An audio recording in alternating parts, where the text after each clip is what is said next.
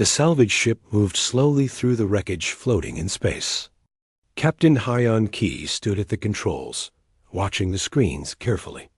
His crew had been out here for weeks, collecting broken pieces of old ships and selling them for profit.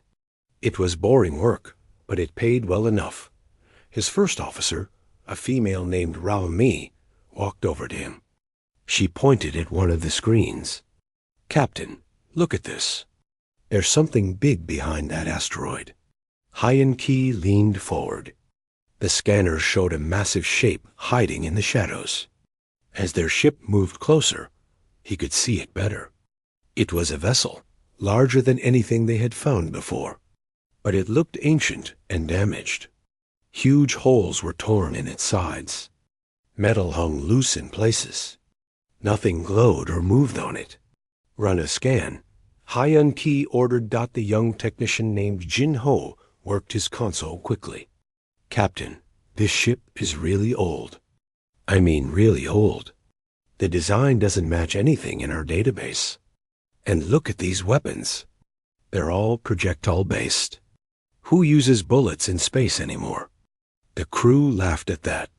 Modern ships used energy weapons and shields. Only the most primitive species still fired solid metal at their enemies. Jin Ho zoomed in on the hull. The armor is just layered iron and steel. Very thick, but so basic.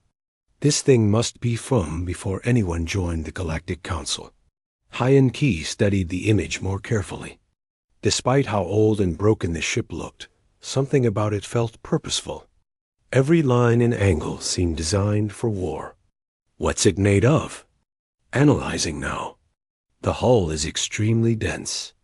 Multiple layers of different metals. Some kind of reactive armor, maybe? There's also something strange in the metal itself that I can't identify. But honestly, it's probably just corrosion. More laughter from the crew. Young Tae Jin, the weapons officer, grinned widely. "Can you imagine fighting in this thing? No shields, no energy weapons, just hoping your metal skin is thick enough." These people must have been desperate. But Hyon Key didn't laugh. He had been a salvager for 20 years. He knew that old didn't always mean worthless. Bring us alongside. Prepare a boarding team. Even if it's junk, that much metal has value. As their ship got closer, the true size of the derelict became clear. It was enormous. Twisted gun barrels stuck out from its sides like broken teeth. Launch tubes gaped open. The entire surface was covered in burn marks and impact craters. Hyon Key could see writing on the hull, but he didn't recognize the language .RLME enhanced the image. Running it through the translation database. No match. This language isn't in any of our records. Not even the historical archives. Any identification? Hyon Key asked. "There's a designation on the side. I can make out some letters. USSS and then a word. The rest is too damaged." Hyon Key felt strange looking at the ship. In all his years finding wrecks, he had never seen something with no match in the database. Every space-traveling species left some record. Ships had identification codes that linked back to their builders. But this one had nothing.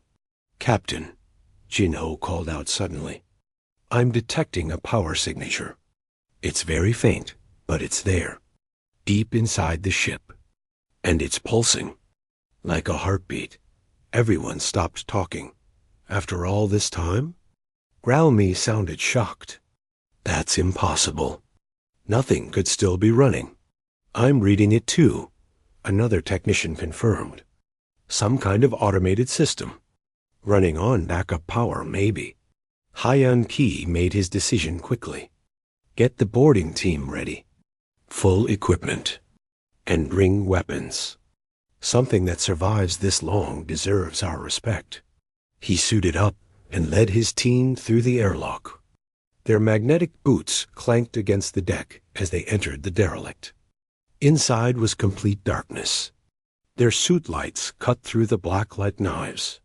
The corridors were strange. Everything was angles and welds. Nothing looked smooth or elegant. It was all function and no beauty. "This place feels like a tomb," Teijin whispered. They found a section where the hull had been breached. Through the gap, they could see space and distant stars. Floating in the zero-gravity were personal items, tools, equipment, what looked like armor or spacesuits. All had the same unknown writing as the ship's hull. "The crew died here," Ralmi said quietly. "They never evacuated." The team moved deeper into the ship. Everything was built heavier than necessary. The walls were twice as thick as they needed to be. The doors had multiple locking systems. Even the power cables were wrapped in excessive shielding. "Whoever built this didn't take chances," Hyon-Ki observed. "They built everything to last." They reached what looked like the main bridge. It was a large room full of dead stations and blank screens. At the center was a single chair facing a broken window. The command chair. "The power signature is below us," Jinho reported through the radio. "Looks like a secondary control room." They climbed down through a vertical shaft. The lower deck was different. Here, some systems still had power. Small lights blinked slowly. A few screens flickered with static. And in the center was a console glowing with soft blue light. "That's the source," Ralmi confirmed. "But how is it still working?" "The technology is so old." Hyon-Ki approached carefully. As he got closer, the blue light got brighter. Then text appeared on the screen. Not in the unknown language, but in perfect galactic standard. "Warning. Unauthorized access detected. Defensive protocols inactive. Identifying." "How is that possible?" Ralmi breathed. "This ship is older than galactic standard." The text changed. "Identification complete. Species, Veltari. Threat assessment, minimal. Query, state your purpose." Hyon-Ki's hands shook slightly. Whatever this was, it was intelligent. And it was analyzing them. He activated his suit's communication system. "We are salvagers. This ship appeared abandoned. We mean no harm. We just want to understand what happened here." There was a long pause. Then more text appeared. "Salvagers.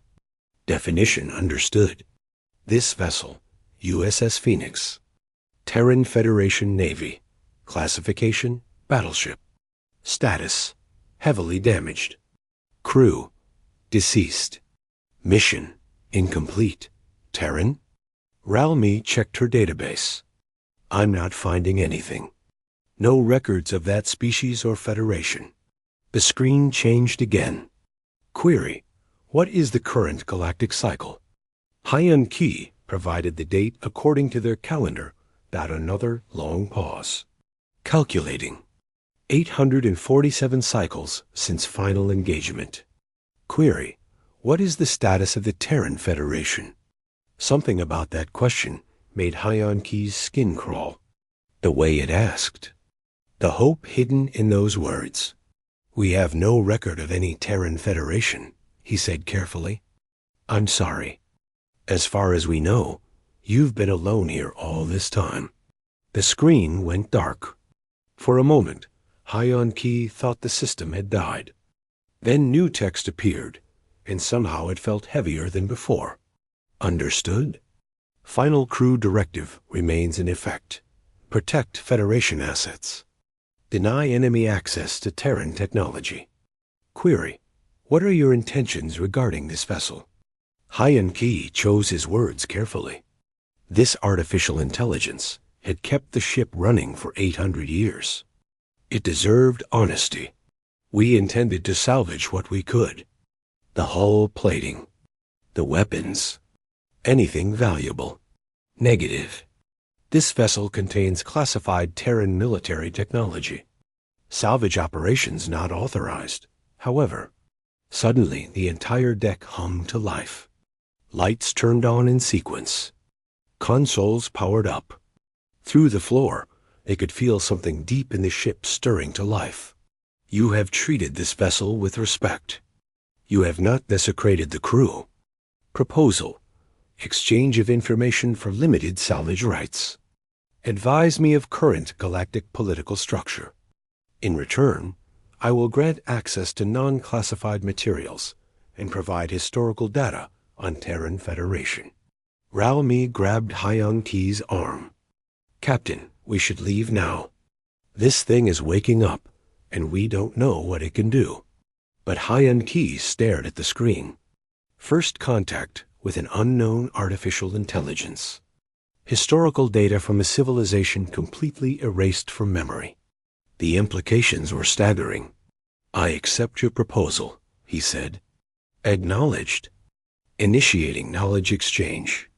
Be advised, defensive protocols remain active. This vessel will defend itself if threatened. Query: what happened to the humans? There it was. The question hanging in the air like a ghost. What had happened to the humans? And why had nobody ever heard of them? Over the next few days, a salvage ship stayed docked with the Phoenix. Captain Hyun-Ki and his crew worked carefully to download information from the ship's database. The artificial intelligence that called itself Phoenix Actual was cooperative. But Hyun-Ki quickly learned it had very strict rules about what it would share. I'm telling you, that power core design would change everything, Jinyo argued one evening.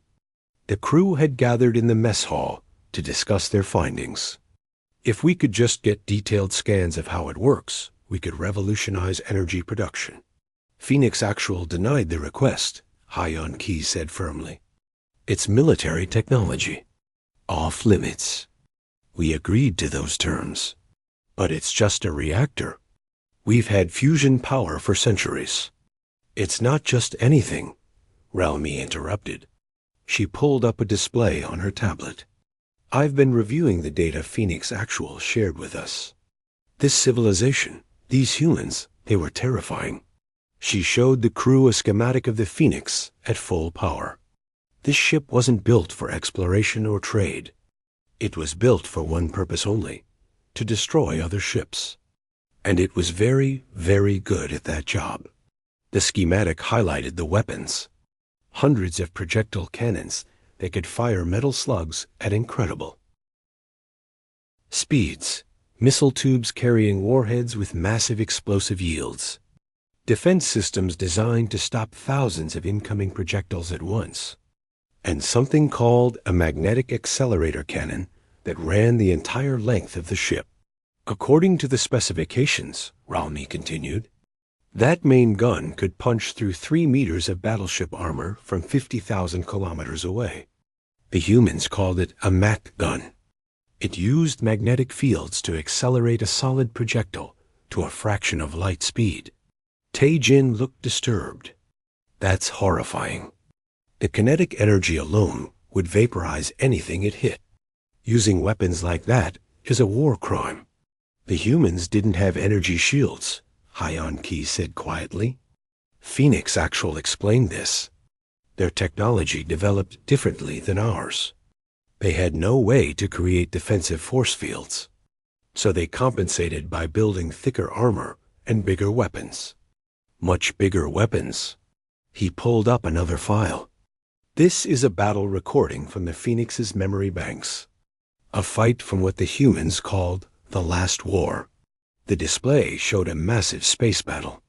Hundreds of ships on each side engaged at ranges that seemed insane. The human ships all looked like the Phoenix, crude and functional. They advanced in tight formations, their hulls lighting up with weapons fire as they poured metal into an enemy fleet. The enemy ships were different. Sleek and elegant. They moved with grace, returning fire with energy weapons. But as the battle continued, something became obvious. The human ships wouldn't die. Watch this, Hyun-Ki said. The image zoomed in on a human destroyer. The front of the ship had been blown off. Atmosphere vented from dozens of holes. Its weapons fired sporadically. By any reasonable measure, it should have been dead in space. Instead, It kept moving forward. Still shooting. Still fighting. Its damaged main gun fired one last time, and the projectile tore completely through an enemy capital ship. Only then did the destroyer's power finally fail. They didn't retreat, Ralmi whispered. Even while dying, they kept fighting. Phoenix Actual calls it human stubbornness, Hyon Key said. Their ships were built to take incredible damage because the humans themselves refused to give up. They over-engineered everything because they knew that in real combat, nothing works perfectly. They wanted ships that would keep fighting, even when falling apart. He pulled up another file, and this is what they were fighting against. The display showed images of the enemy. They were a reptilian species with elegant features and sophisticated technology. Their ships were beautiful. Their weapons were refined and efficient. The Kashari Dominion, Hyon Key read from the file. According to Phoenix Actual, they were the dominant military power in this region 800 years ago. They had conquered 17 other species. When they encountered humanity, they demanded immediate surrender. Let me guess, Pagin said. The humans refused. Worse, the humans told them to come and try to take it. Then they built ships like the Phoenix and went to war. Ralmi pulled up more files. The war had lasted decades. The Kashari had better technology. They outnumbered the humans. They had brilliant tactics. The humans had stubbornness, massive industrial capacity, and a willingness to do whatever it took to win. Look at this battle, Ralmi said, highlighting a section. The Battle of Proxima Station. The humans were outnumbered 5-1. They couldn't win conventionally. So instead of retreating, they loaded a cargo ship with fusion bombs and crashed it into the Kashari command ship at near light speed. That's insane, Jinho breathed. That's humanity, Hyon Key corrected. Phoenix Actual showed me their military doctrine. It's filled with concepts like acceptable losses, strategic sacrifice, and total commitment. These were people who understood that survival sometimes meant doing terrible things. He pulled up the final battle logs of the Phoenix itself. This ship was part of the last major engagement of the war. The humans had pushed the Kashari back to their home system. Both fleets were exhausted and damaged. But the humans kept advancing. The visualization showed the Phoenix leading a group of ships into a massive defensive formation. The Kashari threw everything at them. The Phoenix lost its shields in the first minutes, then its primary weapons, then most of its armor plating, but it kept moving forward.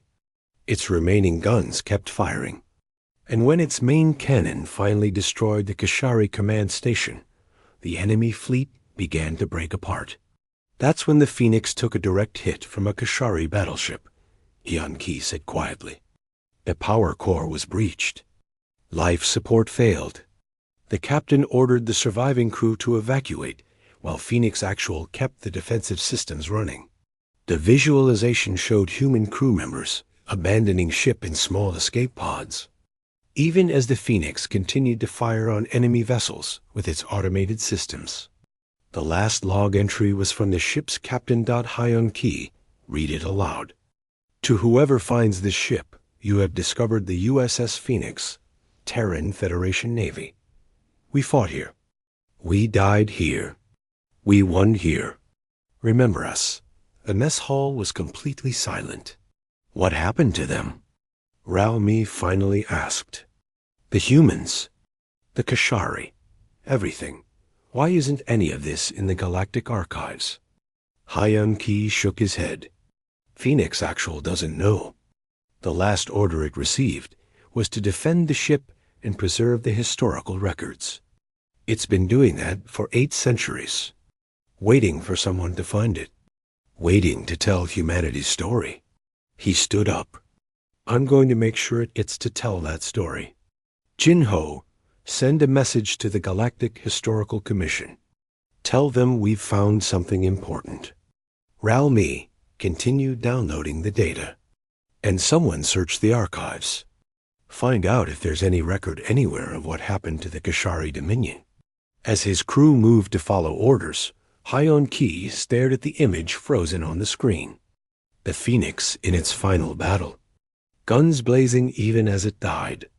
Crew evacuating even as it continued to fight. Whatever the humans had been, they had refused to be forgotten. And now, 800 years later, they wouldn't be. The next day, Ralmi came to Hyon Key with disturbing news. "Captain, I found something. Or rather, I found nothing." She pulled up star charts. These are the territories the humans claimed according to Phoenix Actual's records. And these are the regions we call the Great Silence in our historical records. The two maps overlaid perfectly. The Great Silence, Hyon Key said slowly. The region where multiple advanced civilizations suddenly went dark 800 years ago. Exactly. The official explanation is a natural disaster. A gamma-ray burst or stellar catastrophe. But what if it wasn't natural? Hyon Key felt cold. You think the war did this? I think something did. And I think the Galactic Council knows what happened. Because I found one more thing.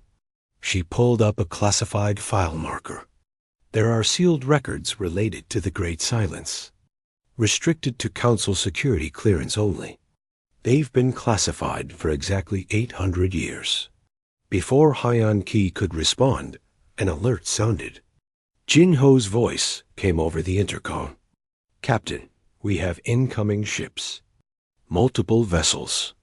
They're broadcasting Galactic Council security codes." Hyon Key and Ralmi rushed to the bridge. On the main screen, they could see 5 ships approaching. Military vessels, heavily armed. A communication came through. "Salvage vessel Twilight Harvester. This is Council Security Officer Doc Su. We are boarding your ship immediately. All crew members are to stand down and cooperate fully." "On what authority?" Hyon Key demanded. "On the authority of Galactic Security Protocol 7. You have reactivated a classified threat. All operations are to cease immediately." The screen went dark. Hyon Key looked at Ralmi.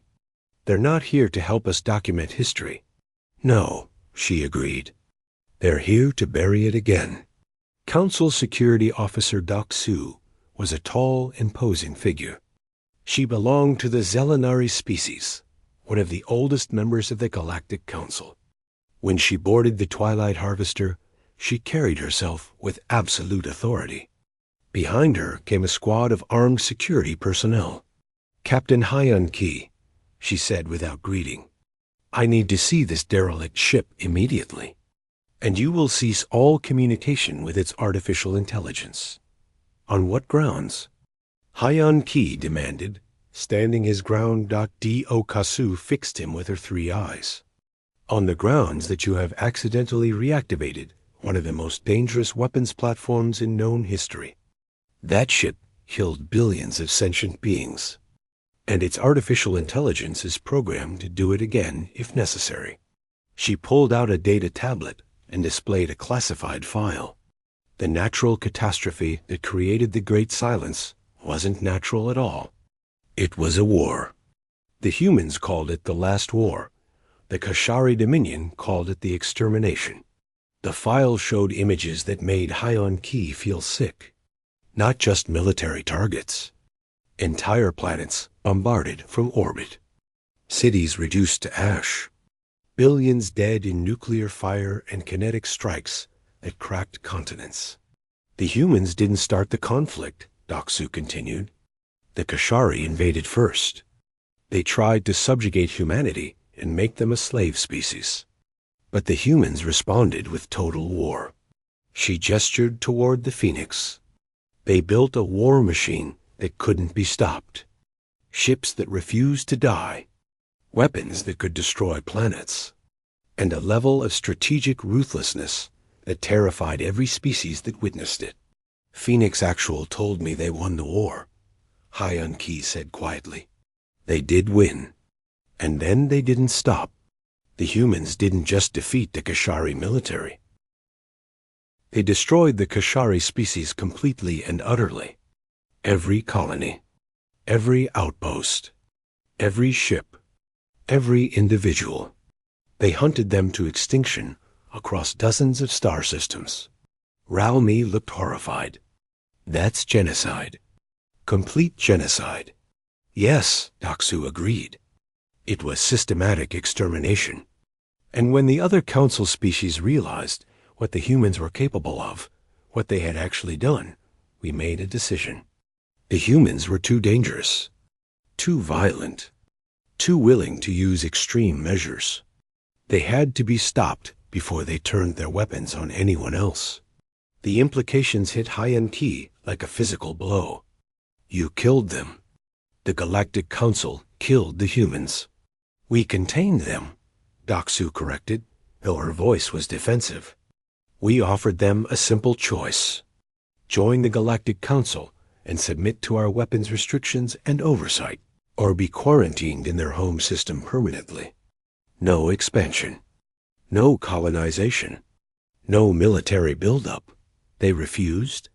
They refused both options. They said they would never surrender their right to defend themselves.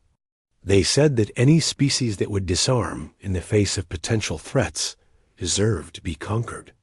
They called our offer slavery with extra steps. Doxu paused. So we made sure they could never threaten galactic peace again. How? High-N-Key demanded. How did you destroy an entire species that could fight like that? By doing exactly what they did to the Kashari. We formed a coalition. 23 species contributed ships and resources. We destroyed their colonies outside their home system. We disabled every human ship we could find. We blockaded their home world. And then we systematically removed every record of their existence from the galactic databases and archives. She looked at the Phoenix through the viewport. As far as the younger species know, humanity never existed. The Great Silence is an unexplained mystery. Not a warning. Not a lesson. Just an anomaly in the historical record. But some ships escaped, High-N-Key said. Ships like the Phoenix. We thought we had found them all. Ships like this were built to last, as you've discovered. We were wrong. There may be others still out there, drifting in deep space. Waiting. Phoenix Actual has been defending this ship for 800 years, High-N-Key said. It's been waiting all this time just to tell humanity's story. And you want to silence it again. I want to prevent another war, Doxu said firmly. That artificial intelligence is programmed to protect Terran Federation assets at any cost. If it realizes that humanity is truly gone, that there's no Federation left to serve, there's no telling what it might do. Its weapon systems are still partially functional. Its reactor still has fuel. And its mission parameters include a final directive: deny enemy access to Terran technology by any means necessary.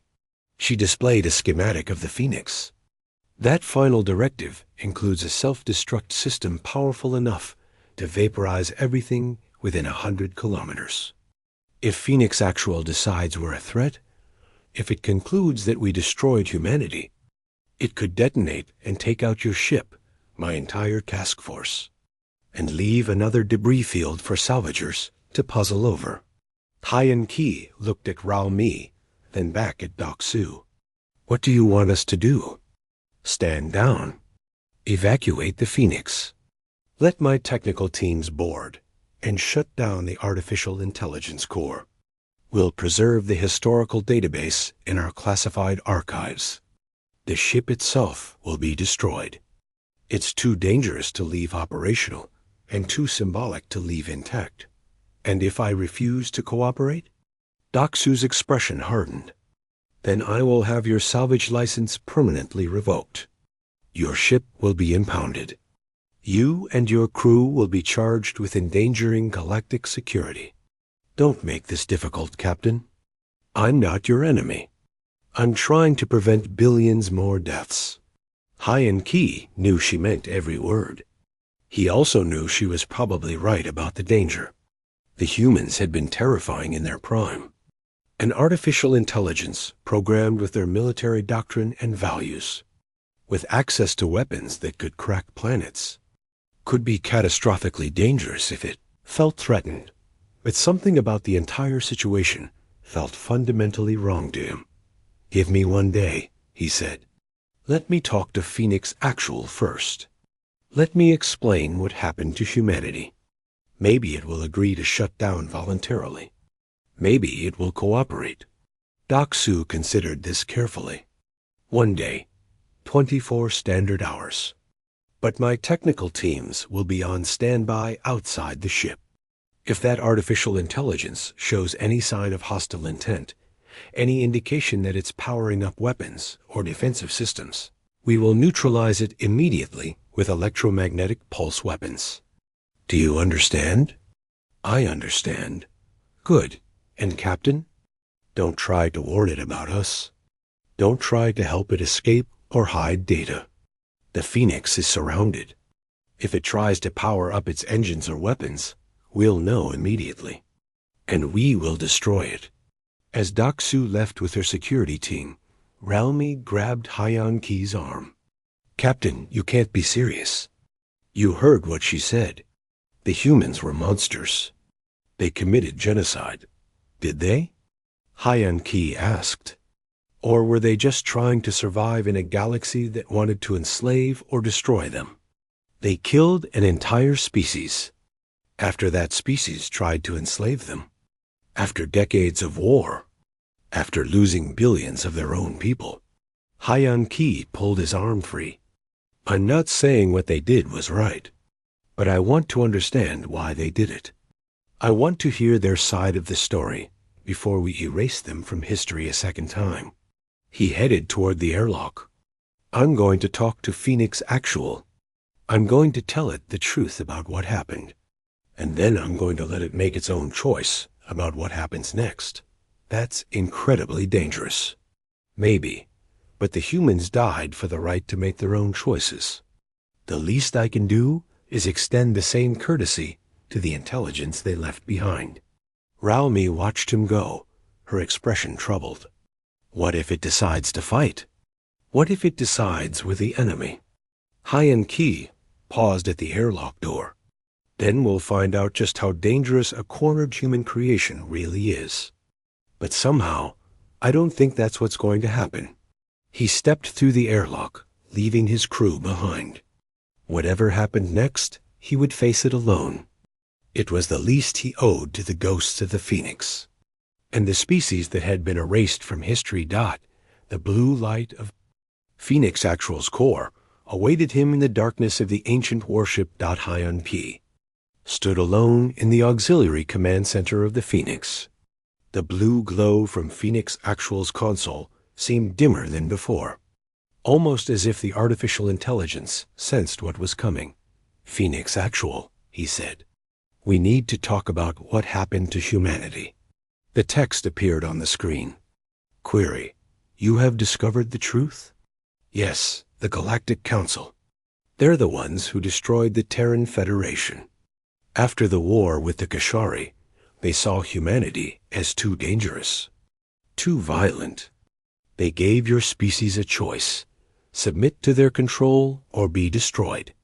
When humanity refused, the Council erased them from existence." The display went completely dark for a long moment. When text appeared again, it somehow seemed slower, as if each word required great effort. "Acknowledged. This outcome was anticipated. You knew?" Hyan Ki felt shocked. "You knew this would happen?" Probability analysis was conducted during the final engagement. There was an 87% chance that galactic powers would perceive humanity as an existential threat. The humans were aware of this risk. They chose to fight anyway. Why? If they knew it would lead to their extinction, why fight? Because the alternative was slavery. The Kashari offered surrender terms: become a client species, give up autonomy, accept subjugation. Humanity rejected this offer. The vote was unanimous. The screen displayed a document. It was labeled Terran Federation Directive Prime. Free people do not kneel, Hyon Key read aloud. Correct. That was the founding principle of the Federation. They chose to fight rather than submit.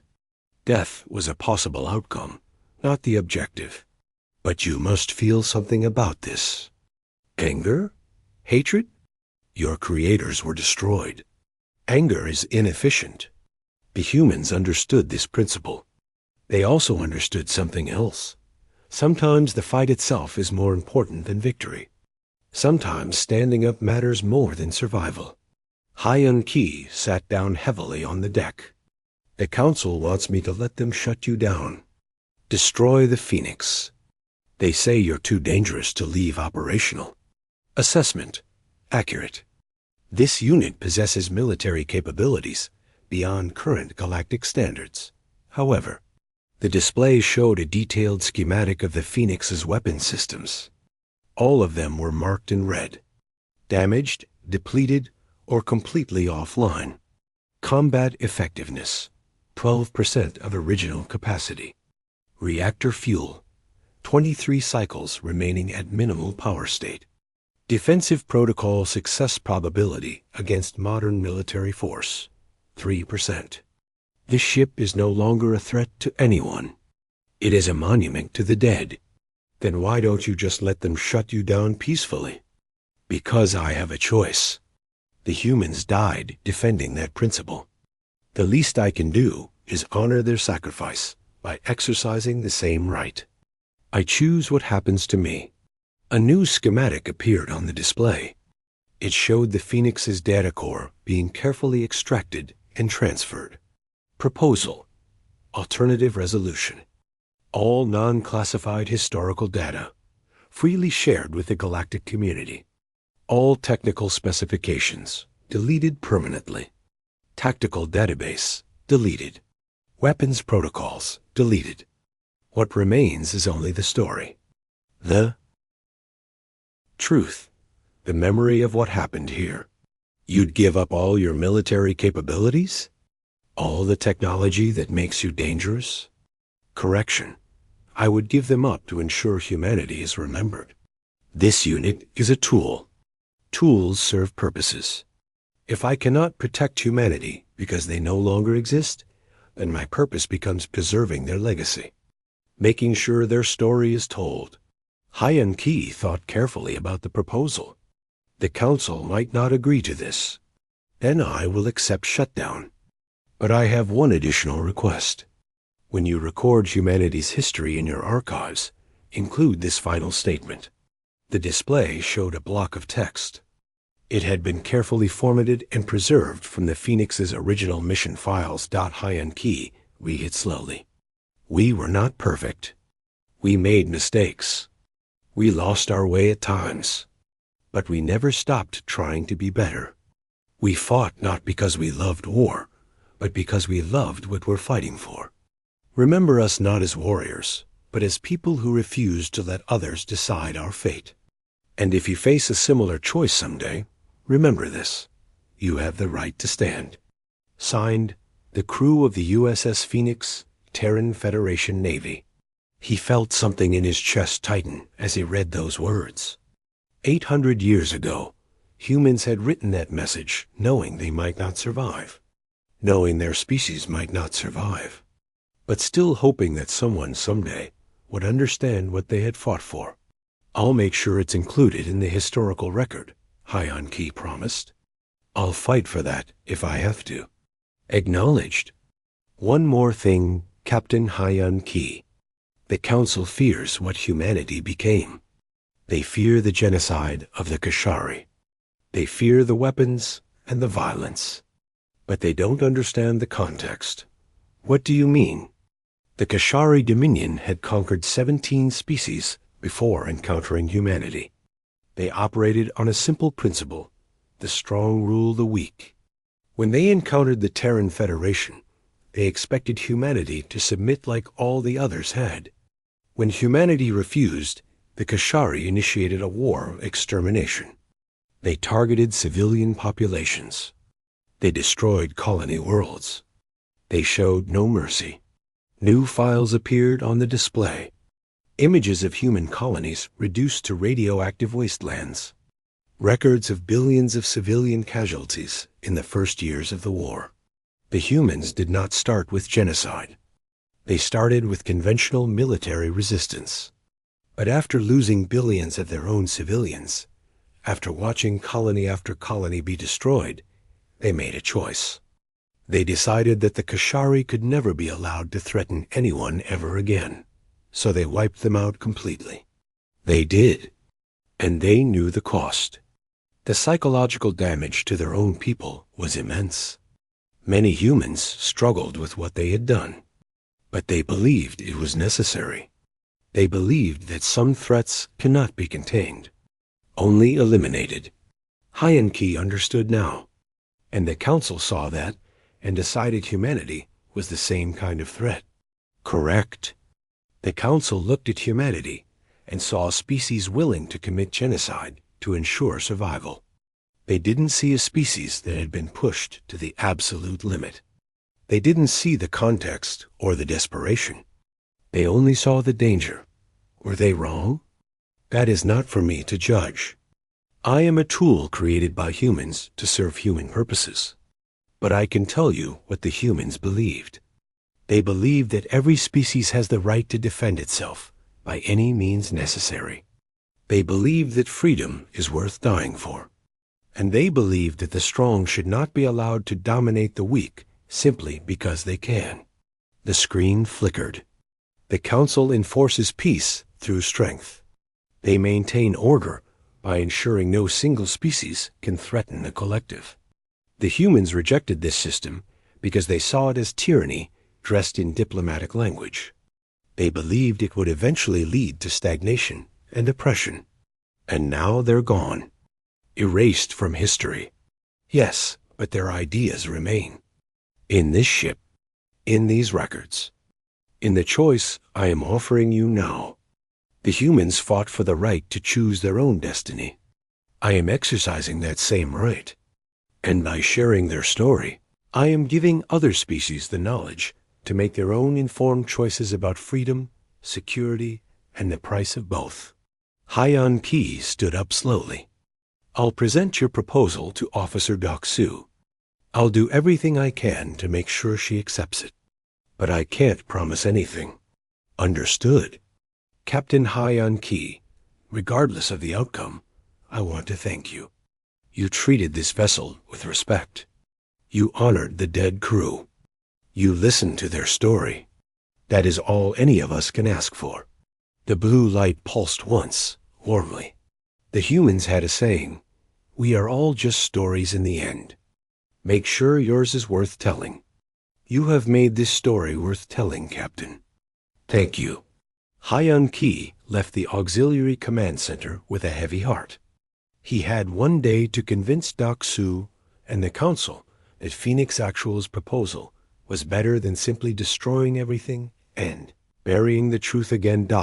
As he walked through the dark corridors of the Phoenix, past the floating personal effects of the long-dead crew, past the battle damage that told stories of desperate last stands, he made a decision. Even if the Council refused, even if they destroyed the Phoenix and classified everything, he would find a way to tell this story. He would make sure humanity was remembered, because free people do not kneel, and their stories should not be buried simply because they make the powerful uncomfortable. The humans had fought for that principle 800 years ago. The least Hyan Ki could do was fight for it now. Captain. Hyan Ki requested an immediate meeting with Officer Doksu aboard her command ship.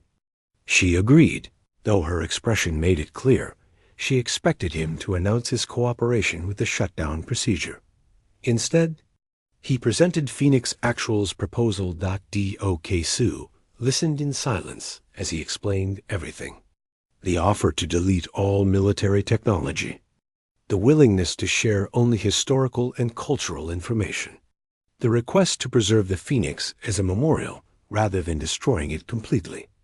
When he finished, she was quiet for a long moment.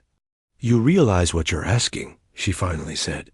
You want us to create a monument to a species that committed genocide. A species we erased from history specifically because they were too dangerous. I'm asking you to let the truth be told, Hyan Ki replied. Phoenix Actual isn't asking for the weapons technology to be shared. It's not asking for tactical data or military secrets. It just wants humanity's story to be remembered. The good and the bad.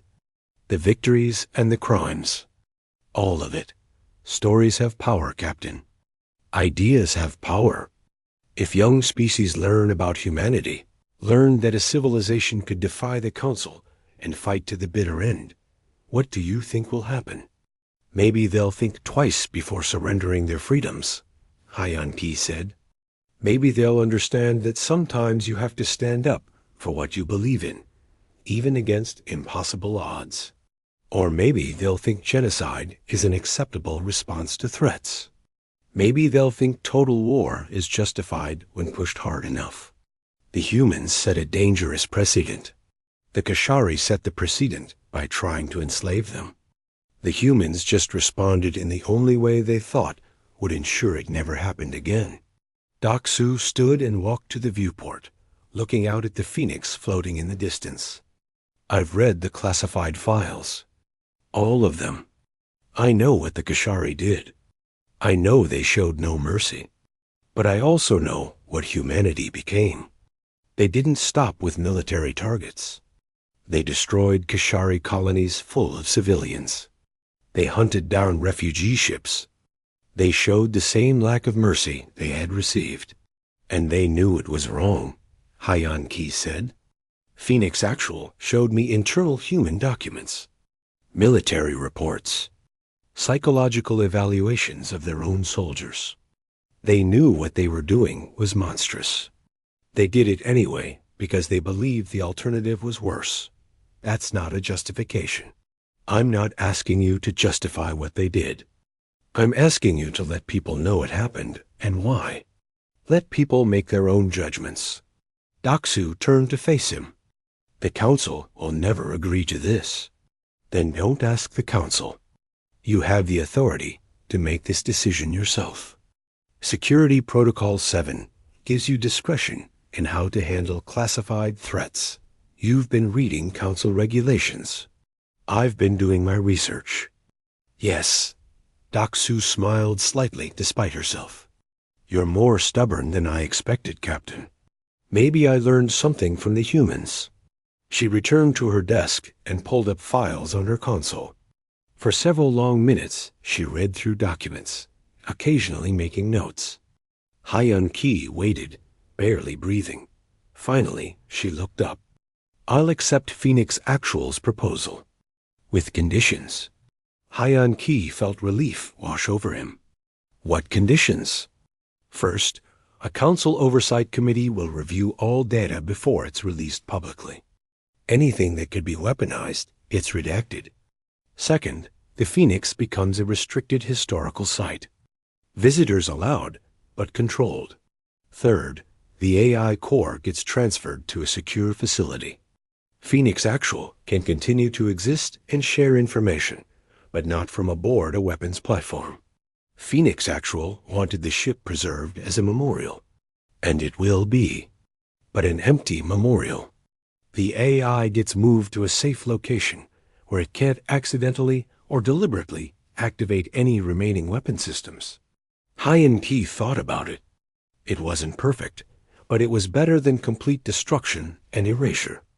I'll present it to Phoenix Actual, but I think it will agree.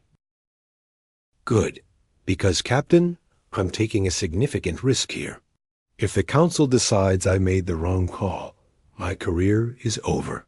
I'm trusting you and that AI to prove that this is the right decision.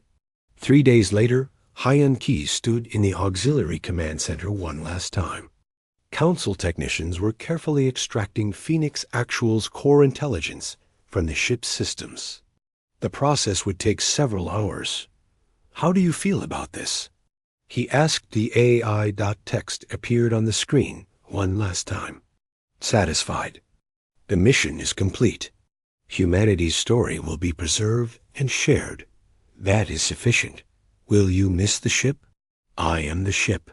These systems, these corridors, this hull. We are one entity. Separating my intelligence core is equivalent to leaving my body behind. But the humans understood sacrifice. They understood that sometimes you must give up something precious to achieve a greater goal. What will you do now? In the secure facility? I will answer questions. I will share knowledge. I will tell stories about the humans who built me and the crew who died aboard me. I will make sure that 800 years from now, someone still remembers. That's a lonely existence. Perhaps. But it is purposeful. And purpose is all any intelligence, artificial or biological, can truly hope for. The transfer completed. The blue glow faded from the console. For the first time in 800 years, the Phoenix was truly dead. Just metal and memories now. 2 months later, the Galactic Historical Commission held a formal dedication ceremony at the Phoenix Memorial Site. Representatives from dozens of species attended. The story of humanity had spread quickly through unofficial channels, and curiosity was intense. Hyon Key stood on a platform attached to the Phoenix's hull, looking out at the assembled ships. Officer Doc Su stood beside him. You realize what you've started, she said quietly. Young species are already asking questions. Why does the Council restrict weapons?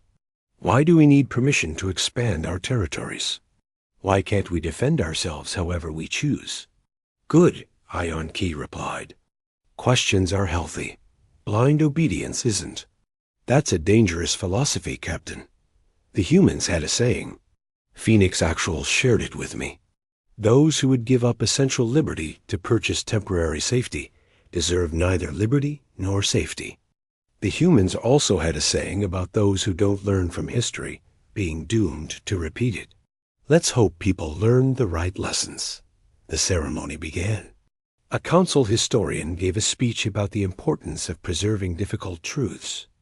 A representative from the Memorial Oversight Committee explained the rules for visiting the site. And then Hyon Key was asked to speak. He stood at the podium, looking at the cameras that would broadcast his words across the galaxy. He had prepared a speech, but now that the moment had come, he set his notes aside. 800 years ago, humanity fought a war here, he said simply. They fought against an enemy that wanted to enslave them. They fought with everything they had, and they won. But the cost of that victory was so high, so terrible, that it led to their own destruction. He paused. The humans were not perfect. They made terrible choices. They committed acts that horrify us. But they also refused to surrender their freedom. They stood up against impossible odds. And they left behind a message for all of us. He pulled up the text that Phoenix Actual had shared with him. The words appeared on screens throughout the assembled fleet. We were not perfect. We made mistakes. We lost our way at times. But we never stopped trying to be better. We fought, not because we loved war, but because we loved what we were fighting for. Remember us not as warriors, but as people who refuse to let others decide our fate. And if you face a similar choice someday, remember this. You have the right to stand. Silence filled the communication channels. And slowly, across dozens of ships, lights began to blink. The universal sign of respect for the dead. The Phoenix will remain here, Hyon Key continued. A reminder of what humanity was. A warning about the costs of total war. And an inspiration for anyone who believes that freedom is worth fighting for. After the ceremony, as the ships began to depart, Ralmi approached Hyon Key. Do you think we did the right thing? Releasing this information? I don't know, Hyon Key admitted. Maybe in 100 years, people will look back and say we destabilized galactic peace. Or maybe they'll say we prevented another species from being erased. Phoenix Actual would say the choice itself matters more than the outcome. Probably. The humans seemed to believe that too. They looked at the Phoenix floating silently in space.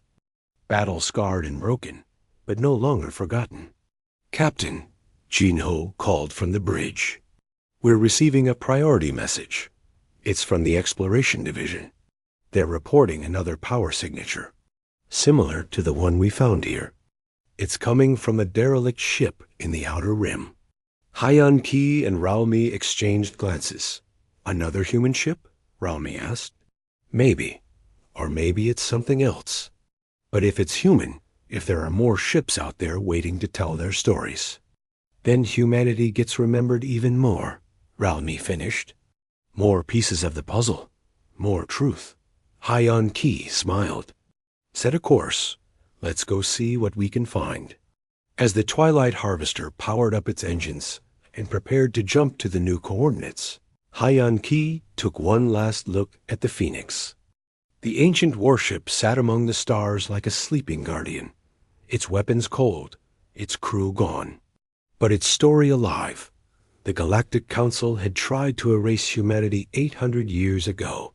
They had destroyed the colonies, disabled the ships, and deleted the records. They had done everything possible to remove humans from history, but they had failed, because the humans had built their ships to last. They had programmed their AIs with purpose and determination, and they had left behind a message that refused to be silenced. Free people do not kneel. Somewhere in the darkness of space, other ships were waiting. Other A is preserving other stories. Other pieces of humanity's legacy floating among the stars, and Hyan Ki would find them.